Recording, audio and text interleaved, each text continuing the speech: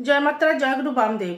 এই যে শনি সাড়ে শনির ঢাইয়া, শনির দশা, এই যে জিনিসগুলো রয়েছে শনির, সেইগুলো যদি আপনারা এই শনির দশাগুলো চলার আগে যদি আপনারা প্রতিকার করে নেন, তাহলে কিন্তু আপনাদের মধ্যে এই সমস্যাগুলো তৈরি হয় না। কিন্তু যদি আপনাদের শনির সাড়ে শনির ঢাইয়া, শনির দশা এগুলো যদি এই মুহূর্তে চলতে থাকে, তাহলে আপনারা এই ক্রিয়াটি করুন।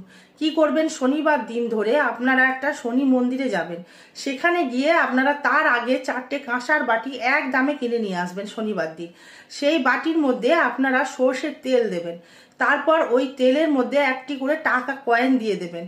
তারপর আপনাদের যে মুখ আছে, সেই মুখটার আপনারা ছাওয়াটা ওই তেলের মধ্যে ফেলবেন। দেখবেন আপনাদের মুখে ছাওয়াটা আপনারা দেখতে পাবেন।